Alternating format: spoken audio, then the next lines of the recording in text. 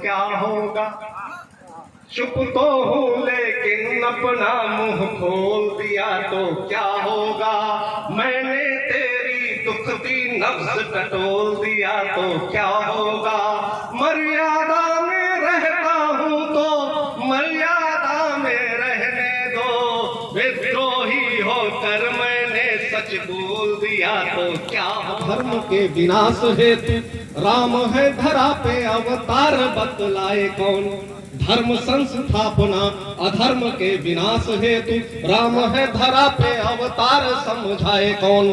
जानकी हरण कर छल बल दुष्टता से काल को निमंत्रित किया है बतलाए कौन। रावण विवेक शून्य बल से मदांध हुआ अट्टहास करता है इसको सुनाए कौन। राम ही उठाने वाले राम ही गिराने वाले राम जब मारे बोलो राम से बचाए कौन। राम ही उठाने वाले राम ही गिराने वाले राम जब मारे बोलो राम से बचाए कौन। और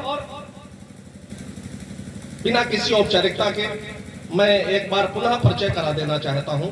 इस मंच पर उपस्थित हैं वरेण्य साहित्यकार श्री गिरधारनाथ शुक्ल जी, श्री अपूर्व त्रिवेदी जी जो लहरपुर केसरीगंज की धरती से आए हैं, वो के सशक्त हस्ताक्षर हैं। श्री सीताराम स्वयंभू जो प्रयागराज की पावन भूमि से इस नैमिषारण्य की पावन भूमि पर आए हैं, पधारे हैं, उनका बहुत बहुत स्वागत कर लेता हूं। लखनऊ से श्रृंगार की बहुत सशक्त रचनाकार संध्या त्रिपाठी जी हमारे मध्य उपस्थित हैं, मैं उनका भी बहुत बहुत स्वागत कर लेता हूं। हम अपना काम कर रहे हैं, आप भी अपना काम करते रहिए, ताली वाली बजाते रहिए। तो इसी धरती से हास्य के हाहा होती हस्ताक्षर हैं श्री लवकुश शुक्ल जी, वो भी हमारे मध्य उपस्थित हैं, उनका भी मनोबल बढ़ा लिया जाए। हास्य के ही एक और मेधावी हस्ताक्षर यहाँ पर उपस्थित हैं श्री अमरेंद्र सिंह चौहान जी, मैं उनका भी बहुत बहुत स्वागत करता हूँ।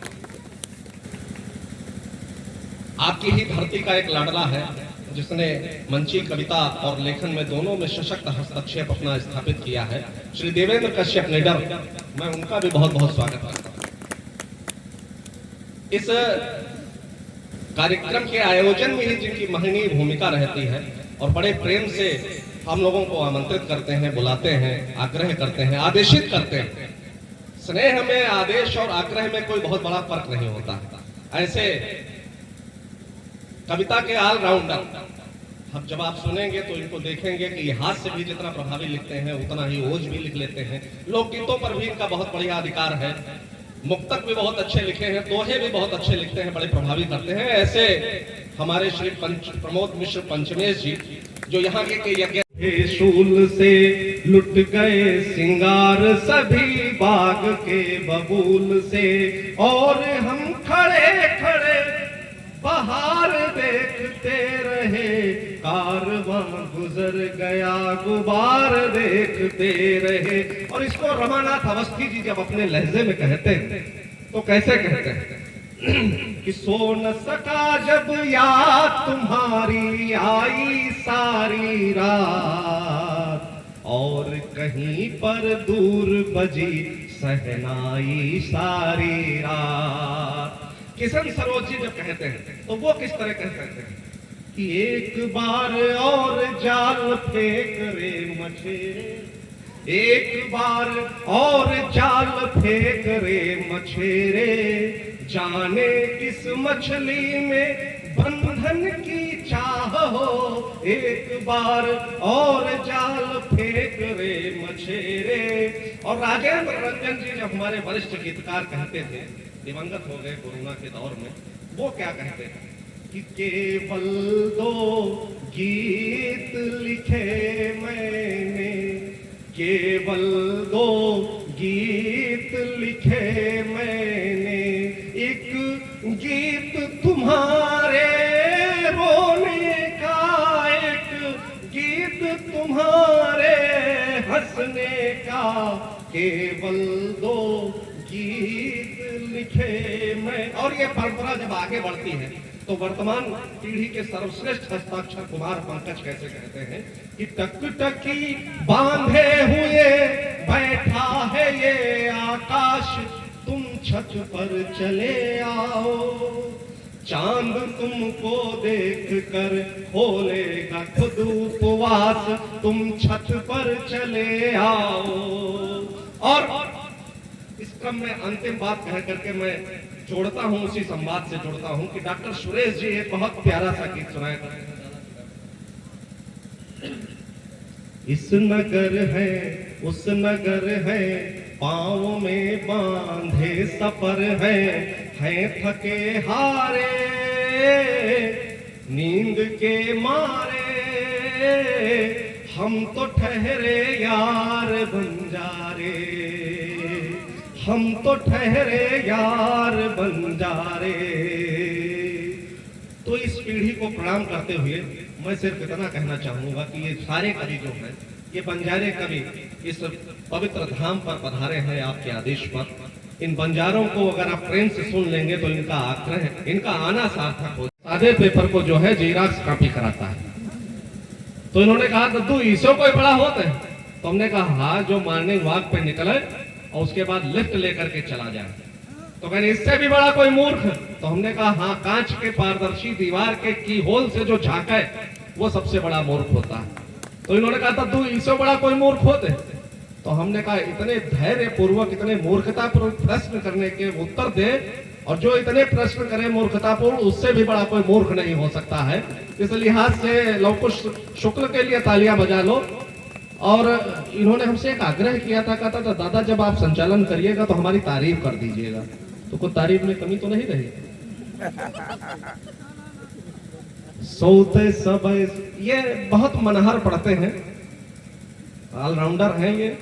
आप इनसे हास्य भी सुन लीजिए, बहुत ही प्रांजल इनके हनुमान जी पर छंद भी है, और लोकगीत भी बहुत बढ़िया पढ़ते हैं। जिस भूमिका में चाहे उसमें रहे। मैं मनोज सुखदेव जी की 4 पंक्तियों से इनको आमंत्रित करता हूं कि सोते सबय सुख की नींदिया, यही गावन माया दिछवार न होती। सोते सबय सुख की नींदिया, यही गावन माया दिछवार न होती। गांव के खाले की गली सोहाती ना, गांव के खाले की गली सोहाती न, बागन माँ कहूँ द्वार न होती। द्वारे न होती मोरे देखुआ, बड़े दद्दू कहूँ जो कुंवार न होती। रंग गुलाबी न देती, मजा कहूँ भौजी के ग्वारे जो ग्वार न होती। रंग गुलाबी, जोरदार तालियों से बुला लो लवकुश शुक्ल। लवकुश दीक्षित जी, लवकुश दीक्षित जी का एक छंद मुझे याद आ गया है। तो अवधि की बात चली है तो सुन लीजिए कि लेने गई गुड़ बारी, धना कर नोन डरी लिए बाहर आई। और सासू ने मांगी जब कथरी, खटियाते उठाई दयाई रजाई। और साग में शक्कर डारी गई, धना खीर में डारी के आई खटाई। कंत बसंत के आवनी माँ, तन की मन की सुधी हूँ बिसराई। और ऐसी स्थितियां होती हैं। मैं एक ऐसे रचनाकार को बुलाना चाहता हूं जिसके साथ अक्सर न्याय नहीं हो पाता। होता यह है कि उनका वरिष्ठता का क्रम इतना बड़ा है क्योंकि हम उनको उसी शिष्टाचार के नाते अंतिम दौर में ही सुनते हैं। और आज तो आप लोगों की पर्याप्त संख्या है, जब वो काव्य पाठ करने का उनका नंबर आता है तो उनके लिए लोग नहीं होते हैं, सुनने के लिए लोग नहीं होते हैं, सर्वश्रेष्ठ श्रोता हम ही लोग होते हैं। तो मैं चाहता हूं कि आज थोड़ा सा क्रम बदला जाए, और क्रम नहीं बदल रहे हैं। हम वानिकी के रूप में एक कविता उनसे आग्रह करेंगे कि वह सुना दें, क्योंकि कविता वह संवेदना का सशक्त माध्यम है जिस संवेदना से जुड़ करके जब कोई रचनाकार यह कहने पर विवश हो जाता है कि माँ उबालती रही कंकड़ी तमाम रात, बच्चे फरेब खा के चटाई पे सो गए। कविता तब अमरत्व को प्राप्त हो जाती है जब कोई रचनाकार यह लिखने पर विवश हो जाता है कि घर आके बहुत रोए माँ बाप अकेले में, माटी के खिलौने सस्ते न थे मेले में। कविता तब अमरत्व को प्राप्त हो जाती है जब कोई रचनाकार यह कहने पर विवश हो जाता है कि मैंने बातों पे लगा रखा है बच्चों को भी, शायद इतने में चला जाए खिलौने वाला। और कविता तब अमरत्व को प्राप्त हो जाती है जब कोई रचनाकार यह कहने पर विवश हो जाता है कि मैं खिलौनों की दुकानों का पता पूछा किया और मेरे फूल से बच्चे सयाने हो गए। कविता के उसी संवेदना को स्पर्श करने का जो बहुत महनीय कार्य किया है, 2 पीढ़ियां उन्होंने उस युग को जिया है। मैं तो अभी स्मरण कर रहा था कि मंगल सिंह मंगल जी के साथ वो जो एक लूना हुआ करती थी, इनसे कोई भी ऐसा कार्यक्रम नहीं होता था उस दौर में। पूरे उत्तर प्रदेश में, इस खास तौर से अवध क्षेत्र में कोई भी ऐसा कार्यक्रम नहीं होता था जिसमें मंगल सिंह मंगल जी, स्वर्गीय मंगल सिंह मंगल जी और केदारनाथ शुक्ल जी की उपस्थिति अपरिहार्य। मैं उनको प्रणाम करता हूँ। प्रताप जैसे प्रतापी खंडकाव्य के रचयिता और हास्य के हाहा होती हस्ताक्षर ओज के सशक्त रचनाकार आदरणीय केदारनाथ शुक्ल जी से मैं आग्रह करता हूं कि वह एक रचना कोई प्रतिनिधि के रूप में आप सभी को सुनाएं और उसके बाद हम लोग कार्यक्रम को वतन के सिपाही वतन बेच देंगे। कलम के जो सिपाही है उनकी जिम्मेदारी बढ़ जाती है। कलम के ज्ञायावरी साधक हैं आप आदरणीय केदारनाथ शुक्ल जी को मैं प्रणाम करता हूँ। और राजा टोडरमल की धरती लहरपुर के अंतर्गत केसरीगंज से मैं एक ऐसे कवि को आमंत्रित करना चाहता हूँ जिसने अपनी राम मंदिर की कविता से पूरे उत्तर प्रदेश में जो है ऐसी अलग जगाई, ऐसी प्रतिष्ठा पाई जो उसकी उम्र के कवियों के लिए बड़ी ही जो है महत्वपूर्ण हुआ करती है। उस व्यक्ति को मैं आमंत्रित करता हूँ। हिंद सत्य स्वाभिमान अमिट रहा सदैव, छुरी जो दिखाए तो कृपाण मार दूं से। कि हिंद सत्य स्वाभिमान अमिट रहा सदैव, छुरी जो दिखाए तो कृपाण मार दूं उसे। आन बान शान का न होगा अपमान, अब बोले कोई तय सुने दहाड़ मार दूं उसे। हिंद सत्य स्वाभिमान अमिट रहा सदैव, छुरी जो दिखाए तो कृपाण मार दूं उसे। आन बान शान का न होगा अपमान, अब बोले कोई तय सुने दहाड़ मार दूं उसे। राष्ट्र का अहित साधने का जो करे प्रयत्न, बोटी बोटी रोज चीर फाड़ मार दूं से। सत्य देश प्रेमी हूं मैं, देश के विरुद्ध यदि मारे कोई कंकड़ी पहाड़ मार दूं से। ऐसी चेतना के कवि, ऐसी ऊर्जा के कवि, बहुत ही प्यारे और बहुत ही लाडले वो जी के बहुत ही अच्छे रचनाकार अपूर्व त्रिवेदी जी आपके मध्य हैं। इनका जोरदार तालियों के साथ स्वागत। किसी भी आईने में दर्द देर तक चेहरा नहीं रहता, बड़े लोगों से मिलने में हमेशा फासला रखना, समंदर में मिला दरिया तो फिर दरिया नहीं रहता। एक ऐसे रचनाकार को मैं आमंत्रित करना चाहता हूं जिसने विभिन्न विधाओं में तो काम किया ही, जिस व्यक्ति के ऊपर वह रचना एकदम सार्थक होती है कि नए कमरों में अब चीजें पुरानी कौन रखता है, परिंदों के लिए शहरों में पानी कौन रखता है, हमीर थामे रहे गिरती हुई दीवार को, वरना सलीके से बुजुर्गों की निशानी कौन रखता है। इस यहाँ की परंपरा को जो अभी बहुत विराट यहाँ पर अभी कार्यक्रम होना है, जिसकी एडवांस बुकिंग आपके पास चलती है, आप लोगों के जो प्रयास हैं हम लोगों तक पहुँचते हैं, लोग बताते हैं दूर से, हम लोगों से कहलवाते हैं कि भाई पंडित जी से कह दीजिए रुद्राभिषेक में हमारा भी नाम सम्मिलित हो जाए। इनकी वेटिंग लिस्ट चलती रहती है। तो आध्यात्म और साहित्य के बीच में जो संतुलन उन्होंने स्थापित करने का काम किया है वह बहुत महत्वपूर्ण है और रेखांकन करने योग्य है। मैं जिन्होंने हम सभी को बुलाया है, इस कार्यक्रम के संयोजक हैं, मैं प्रमोद मिश्र पंचमेश जी को बड़े ही आदर के साथ आमंत्रित करता हूं। वो आए और अपने काव्य पाठ से हम सभी को सम्मोहित करने का काम करें। प्रमोद मिश्र पंचमेश, आपकी तालियां उनको आमंत्रित करेंगे। सर्वप्रथम बताते हैं वो हम बताते हैं आपको। एक बार ये सीतापुर से बैठ लिए, इनके साथ अमरेंद्र भी थे और लवकुश भी थे। अब सिधौली में स्थापित ट्रेन का नहीं, तो इन्होंने कहा भैया ट्रेन चैन खींच ली जाए, जंजीर खींच ली जाए। तो कहीं उमा तो जुर्माना पड़ जाता है, तो कहीं के करता है, कहीं 400 रुपया जुर्माना पड़ता है। तो तीनों जने पहले टोइन, तो इनके 200 रुपया रहा, बाकी दोनों जने 100 रुपया रहा। कहीं अगर चैन खींचो, अगर पकड़े जी तो 400 दे दिए जी है। तब तक इनकी तीनों जनन की नजर पड़ी केदार दादा के ऊपर, कहीं यहू बैठे बुजुर्ग आदमी, कहीं इन्हीं को शहीद कर दो। तो कहीं ट्रेन खींचो और जो टीटी आएगी तो तीनों जने मिलकर कह दिया कि खींची ना है, बात बन गई। यही हुआ, टीटी आया, उन्होंने कहा भैया ट्रेन किसने खींची, चैन किसने खींची। तो इन तीनों ने कहा भैया हम गवाही दे रहे हैं, ये बुढ़े जो बैठे हुए हैं इन्होंने खींची। तो उसने कहा क्या तुमने खींची चैन? तो इन्होंने कहा बिल्कुल खींची। क्यों खींची?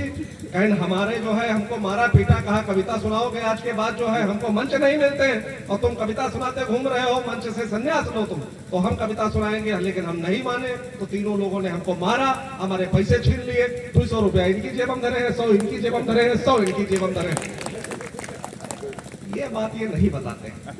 हमको आजादी पाने के लिए, हमको इस देश के अक्षुण बनाने के लिए हमको 14 बरस की उम्र में किसी बालक को जो है फांसी पर चढ़ना पड़ता है, किसी व्यक्ति को असेंबली में जाकर के बम फेंकना पड़ता है। ऐसे ही ये शौर्य नहीं आता, लेकिन उस शौर्य का जब सम्मान नहीं होता है, गांधी जी जिस बकरी जिस रस्सी से बांधा करते थे वह संग्रहालय में रखी। भगत सिंह और उनके साथी जिस रस्सियों से शहीद हुए, फांसी पे चढ़ गए, उन रस्सियों का आज तक कोई अता पता नहीं। तब मुझे लगता है कि यह कितनी बड़ी विडंबना है कि जो असली शहीद थे वो आज भी आतंकवादियों की लिस्ट में। मुझे नहीं पता है कि अब पोजीशन क्या है, क्या स्थितियां हैं। शत्रु के समक्ष रण में न खौलने लगे तो बोलो ऐसे रक्त की रवानी किस काम की। शत्रु के समक्ष रण में न खौलने लगे तो बोलो ऐसे रक्त की रवानी किस काम की। शत्रु के समक्ष रण में न खौलने लगे तो बोलो ऐसे रक्त की रवानी किस काम की।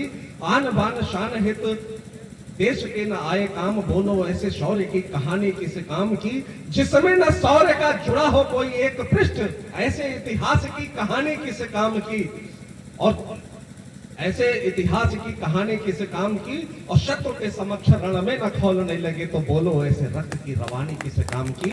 मैं प्रयागराज की धरती से, जो तीर्थ राज प्रयाग है, और इस नैमिषारण्य की पावन धरती पर पधारे हैं, शौर्य के बड़े सशक्त हस्ताक्षर हैं, स्वयंभू जिनका नाम है, और बैठ के धोए थे कभी हाथ उसने, सारे तालाब में मेहंदी की नमक आ। ऐसी एक रचनाकार हमारे मध्य उपस्थित हैं, जो 4 पंक्तियां सौंपता हूं जिस रचनाकार को मैं आमंत्रित करना चाहता हूं। जिसे चाहा नहीं तुमने भला वह चैन पाया। जिसे चाहा नहीं तुमने भला वह चैन पाया। क्या ये सांसें तेज चलती हैं, किसी का दिल चुराया क्या। जरूरत क्या तुम्हारे रूप को श्रृंगार करने की। किसी हिरनी ने आंखों में कभी काजल लगाया क्या। किसी हिरनी की, लखनऊ से आई हैं, बहुत जितना अच्छा लिखती हैं उतना ही मनहर गाती हैं, जिनकी शोभित वाणी वंदना से इस कार्यक्रम का शुभारंभ हुआ था और कार्यक्रम की सार्थकता सुनिश्चित की। जो साहित्य और पत्रकारिता की महनीय परंपरा है, उस परंपरा का एक बहुत दैदीप्यमान नक्षत्र स्वर्गीय महेंद्र सरल के रूप में आप सभी जानते हैं। बहुत बड़ी परंपरा रही है उनकी, बहुत ही तीखे तेवर रहते थे उनकी पत्रकारिता के, और ओज की रचना धार्मिकता से तो उनका क्या कहना। पूरे जनपद को उन्होंने सम्मोहित किया अपने व्यक्तित्व और कृतित्व से। उस घर आंगन का लाडला, उनके सुपौत्र एक युवा रचनाकार श्री मृत्युंजय वाजपेयी जी हमारे मध्य उपस्थित हैं। मुझे लगता है कि गोपाल दास नीरज जैसे लोगों ने, महाकवियों ने, उन्हीं के लिए यह पंक्ति लिखी थी कि हर एक सृजन की पहली शर्त नव्यता है। प्रतिभा करती है ब्याह न थके हुए मन से। सजता है नहीं सुहाग पुरानी चूनर से। अर्चना नहीं होती है झूठे चंदन से। क्योंकि युवा ही है जो भविष्य का कर्णधार है। ये जो मंच सजाए जाते हैं, इन मंचों का उद्देश्य भी यही होता है कि नई नई प्रतिभाएं आए, उनको मंच प्राप्त हो। केदारनाथ शुक्ल दादा जैसे लोगों को इस मंच की आवश्यकता नहीं है। इन्होंने जो साबित करना था वो साबित कर लिया। आज मंच के अपरिहार्य आवश्यकता है मृत्युंजय वाजपेयी जैसे युवा। आप लोग जोरदार तालियां बजाइए तो मैं मृत्युंजय वाजपेयी से आग्रह करूंगा कि वो आए और अपना काव्य पाठ करें। पावन उपस्थिति है, कार्यक्रम की अध्यक्षता कर रहे श्री बच्चे प्रसाद वाजपेयी जी की, उन्हें प्रणाम करता हूं। वरिष्ठ कवि आदरणीय केदारनाथ शुक्ल जी को प्रणाम करता हूं और सभी से अनुरोध चाहता हूं। स्वयंभू जी शायद पहली बार आप सुनेंगे हमें। भावना दुलारने की बात कीजिए। भावना दुलारने की बात कीजिए। शब्द को संवारने की बात कीजिए। जिंदगी में वेदना के हर चढ़ाव को गीत में उतारने की बात कीजिए।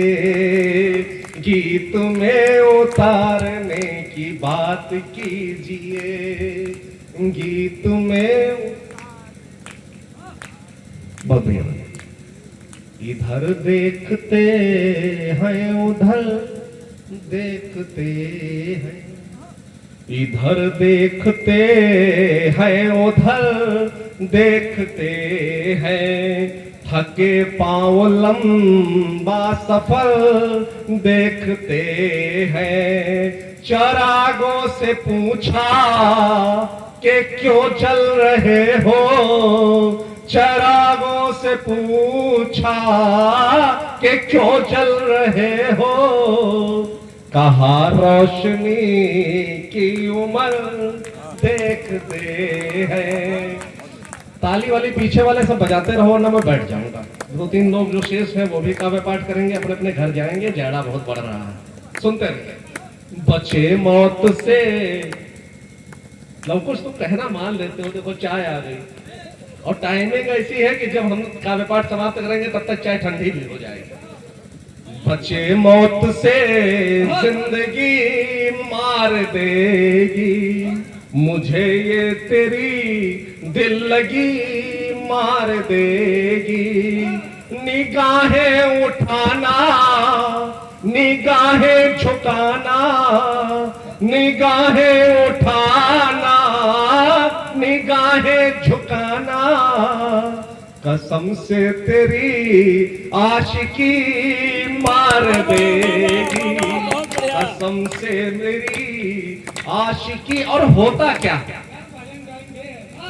पलक चूम लेंगे। अच्छा, तो तुमको क्या लगता कि तुम ही कोटस्पर्शी हो, तुम ही जो है प्रेम पर जो है जवाबी कीर्तन कर सकते हो संध्या जी के साथ? सुनिएगा, आप हमारे साहस को प्रणाम कर सकते हैं। पलक चूम लेंगे, अध नजर चूम ले। पंचमेश जी आप भी सुन लीजिए, आपके काम आएगी। हाँ सुन लीजिए।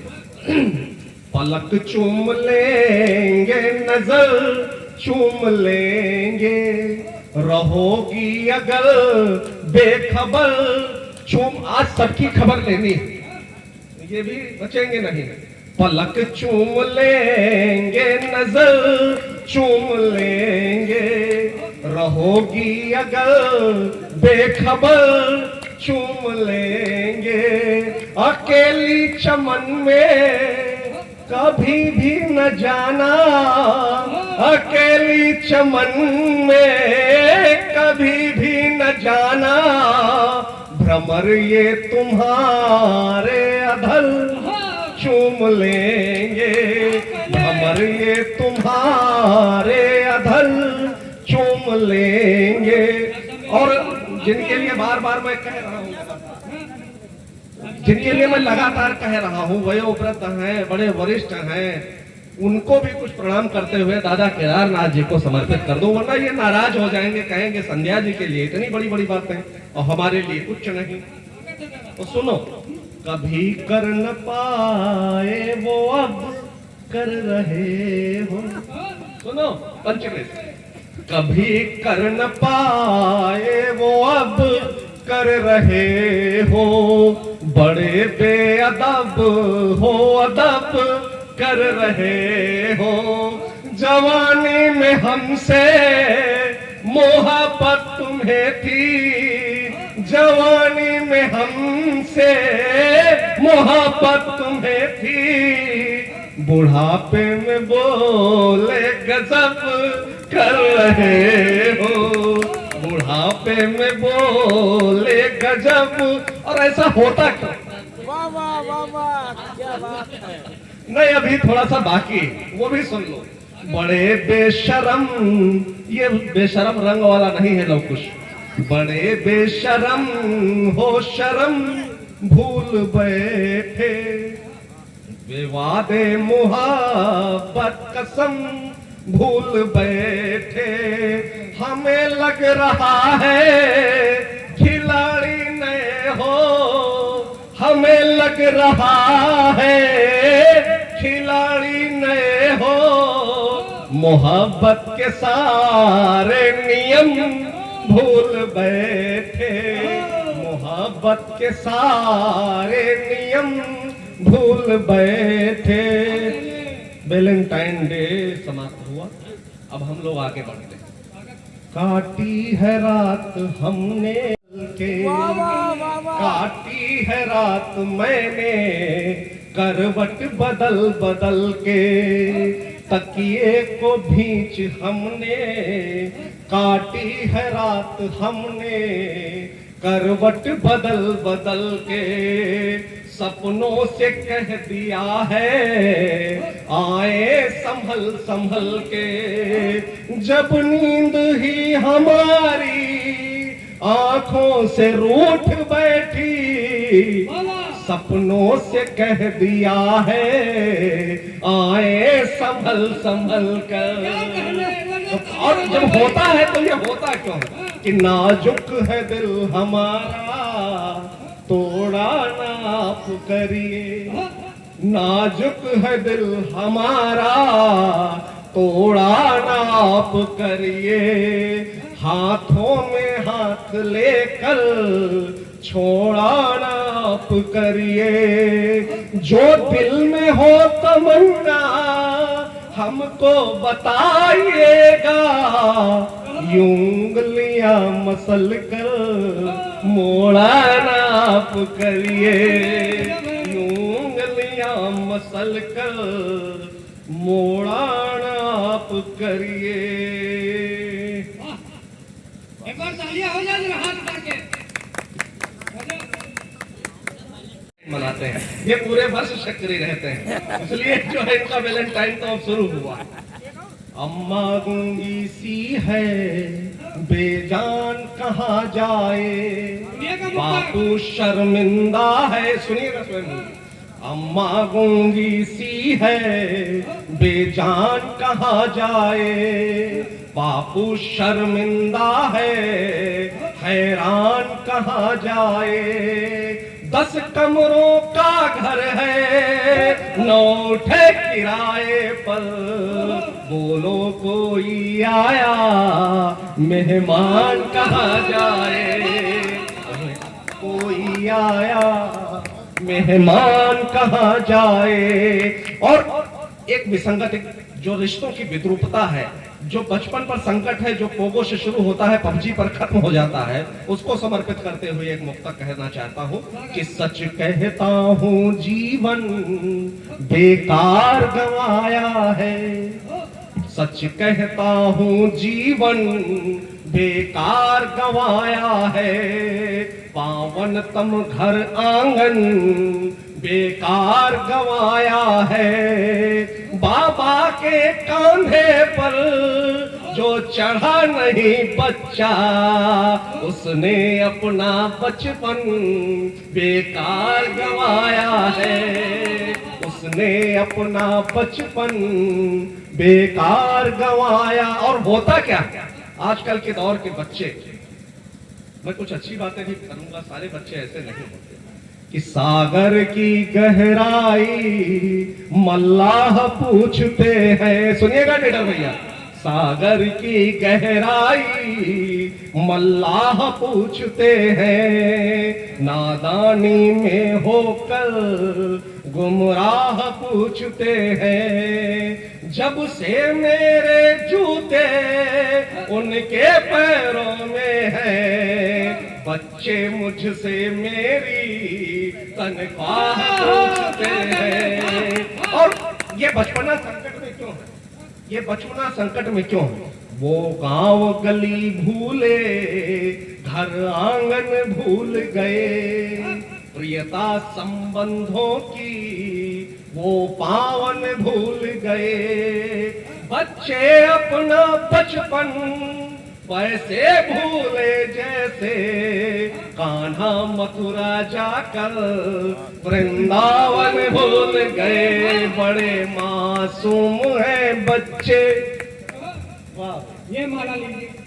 बड़े मासूम हैं बच्चे शरारत भूल जाते हैं, बड़े मासूम हैं बच्चे शरारत भूल जाते हैं, लड़ाई खूब करते हैं तिजारत भूल जाते हैं, हमेशा कैलकुलेटर पर उंगलियां फेरते बच्चे पहाड़े याद रखने की महारत भूल जाते हैं। और क्या भूल जाते हैं कि सफर में लड़खड़ाना फिर संभलना छोड़ देते हैं। सफर में लड़खड़ाना फिर संभलना छोड़ देते हैं। मुसीबत के मुताबिक लोग ढलना छोड़ देते हैं। जरा सी उम्र हो जाए तो बचपन छूट जाता है। खिलौनों के लिए बच्चे मचलना छोड़ देते हैं। और सुनिएगा, सुनाता हूं कि राम सत्य की मर्यादा है, राम हमारे प्रण में है। राम समय का मुखर राग है, राम यहाँ क्षण क्षण में है।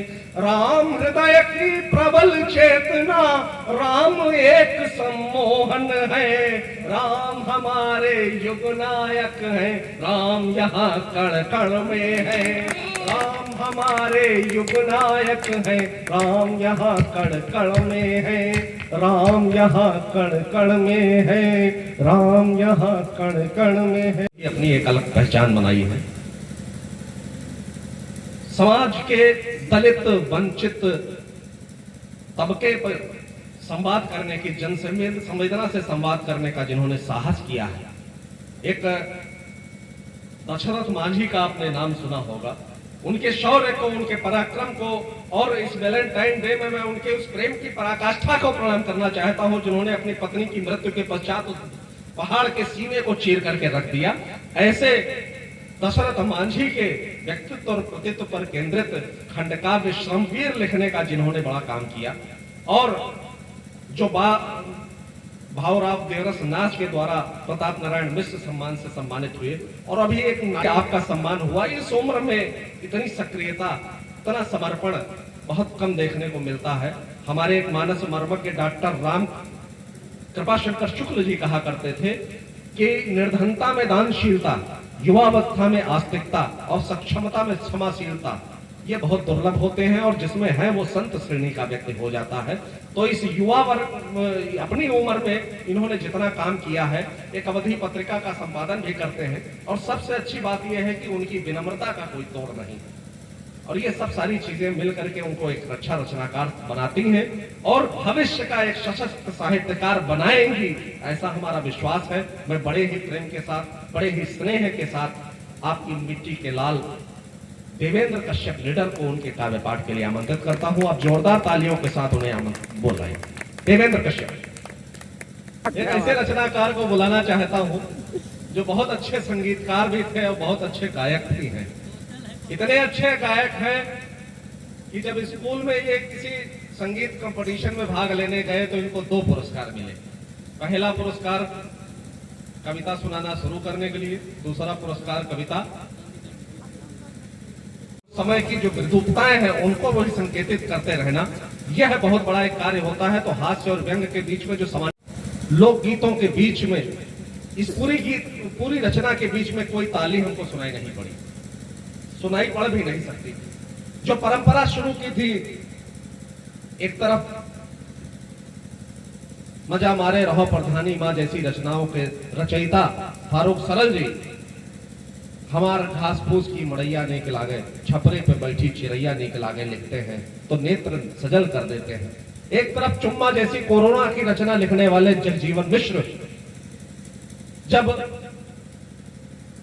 सिरका जैसी अप्रतिम रचना लिख करके हमारे नेत्र सजल कर देते हैं। जब प्रमोद पंकज जैसा जो आज पैरोडीकार के रूप में बहुत प्रतिष्ठित है, वो जब एक जमाने में अब की है माँ धान मरा बिना पानी जुगत करो बिटिया हो गई सयानी जैसी रचना लिखते हैं, उस पीढ़ी की रचना धर्मिता से आज संवाद करते हुए अमरेंद्र सिंह चौहान ने जो रचना सुनाई अप्रतिम है, अद्भुत है। मुझे गर्व है इस बात के लिए। जोरदार तालियों से इस रचना का स्वागत कर लीजिए। बहुत बहुत बधाई, बहुत बहुत बधाई। बहुत बढ़िया, बहुत बढ़िया। आज का ये हासिल है इस रचना का। मैं बहुत बहुत साधुवाद देता हूं, उनके स्वर्णिम भविष्य की शुभकामनाएं करता हूं। और एक जो हमारे सबसे वरिष्ठ रचना चांद की दूरियां नाप कर सो गए, चांद की दूरियां नाप कर सो गए, अपनी मजबूरियां भाप कर सो गए। वो सितारों की महफिल सजाते रहे, बच्चे कपड़ों बिना कांप कर सो गए, बच्चे कपड़े बिना कांप कर सो गए। 3 पीढ़ियों से संवाद करने वाले, पाठशाला जैसी व्यक्तित्व रखने वाले हमारे दादा केदारनाथ शुक्ल जी, निश्चित रूप से हमें बड़ा गर्व महसूस होता है जब हास्य व्यंग का इतना बड़ा हस्ताक्षर। बहुत चुनौतीपूर्ण होता है अपनी इमेज से हट करके काम करना। मुझे याद है जब स्वर्गीय मंगल सिंह मंगल जी ने मुझे अशोक वाटिका दी और मैंने उस पर कुछ प्रांजल छंद पढ़े, तो मैंने उनसे पहला प्रश्न यही किया कि दादा यू आप ही लिखे हो। जो एक लेखक बन जाता है, जो मंची एक छवि बन जाती है, उससे इतर कुछ करना बहुत चुनौतीपूर्ण होता है और उस चुनौती को बड़े सलीके से स्वीकार किया है दादा केदारनाथ शुक्ल जी ने। उन्होंने मंचीय सम्मोहन से दूर हट करके प्रताप जैसा प्रतापी खंडकाव्य लिख करके उत्तर प्रदेश हिंदी संस्थान से पुरस्कृत होने का जो उन्होंने कार्य किया है, वो हम सभी के लिए गौरवान्वित होने का विषय है। पूरा समूचा जनपद सीतापुर उनके ऊपर जो है गर्व महसूस करता है। ऐसे आदरणीय केदारनाथ शुक्ल जी से हम आग्रह करेंगे कि वो आए और अपने काव्य पाठ से हम सभी को मार्गदर्शन प्रदान करें। दादा केदारनाथ शुक्ल।